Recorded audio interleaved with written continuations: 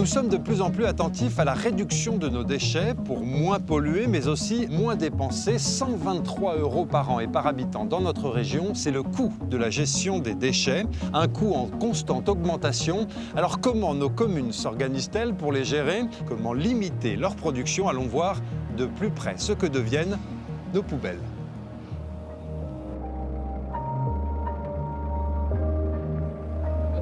Il y a d'abord ceux dont le traitement ne pose pas vraiment de problème. Ici arrivent les déchets verts de 180 000 habitants alentour. Taille de haies, tonte de gazon produisent en se dégradant un engrais naturel. Là, on est sur une phase de retournement et ça nous permet de nous assurer que la température va bien être obtenue pour que le produit se composte. C'est le troisième déchet que nous produisons le plus. Celui-ci est de ceux que l'on peut valoriser. Ce produit-là va repartir chez les agriculteurs et sera épandu sur le sol, ce qui permet qu'il n'y a pas de déchets ultimes. Ce compost est vendu 7 € la tonne.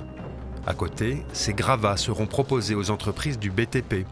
Ce bois servira à alimenter des chaudières. Autant de sources de revenus pour le syndicat qui gère ces déchets et qui permet de faire baisser la facture des habitants. Mais surtout, il y a notre poubelle quotidienne, le premier déchet en quantité. Elle est incinérée dans 70 % des cas ou enfouie dans des casiers comme ici, puis recouverte d'1 mètre de terre. Il a une capacité utile de 50 000 tonnes, d'accord ? C'est-à-dire qu'en 1 an et demi, le casier est rempli.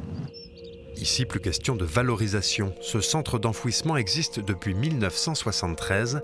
Il garde les traces tenaces de nos consommations passées. Alors le déchet va se dégrader, la matière organique va se dégrader pendant 15 ans. À 20 ans, il est complètement dégradé et il considère qu'il est devenu inerte. Dans les années 70-80, c'était encore les sacs poubelles bleus de nos grands-mères qui étaient en PVC. Et ça, on en retrouve énormément. On retrouve également de la matière première, à savoir des métaux, puisqu'à l'époque, le tri sélectif n'existait pas. Comme on aime le rappeler ici, le meilleur déchet, c'est celui qu'on ne produit pas. En attendant, il faut continuer à améliorer le tri et la valorisation. Dans la poubelle normale, la poubelle qu'on appelle grise, il y a 30 % de biodéchets, de déchets alimentaires, des épluchures de légumes, des restes de repas. Et tout ça, nous, on va leur permettre de le mettre dans des colonnes d'apport volontaire. Un pas de plus pour les habitants de ce secteur vers un meilleur traitement de leurs déchets. La loi de transition énergétique et croissance verte prévoit leur réduction de 30 % d'ici à 2030.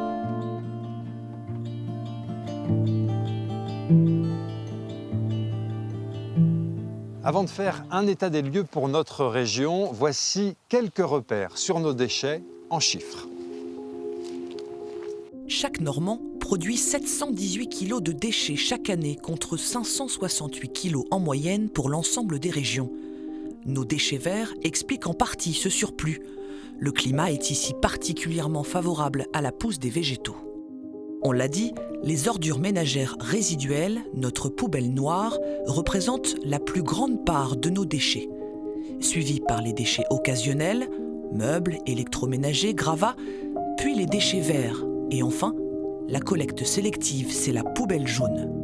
Depuis plusieurs années, le coût de leur traitement est en forte progression parce que nous trions davantage, nous jetons plus souvent en déchetterie, mais aussi parce que notre production de déchets augmente.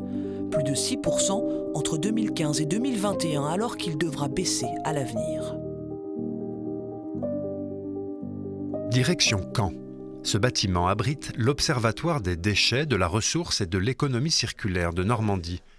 Alexandre Farcy en est l'un des responsables. Quelle proportion de déchets on arrive à valoriser? On valorise environ 45 % en fait, des déchets. Il y a à peu près 20-25 % de valorisation agronomique, donc typiquement c'est les déchets verts qu'on va envoyer vers du compostage.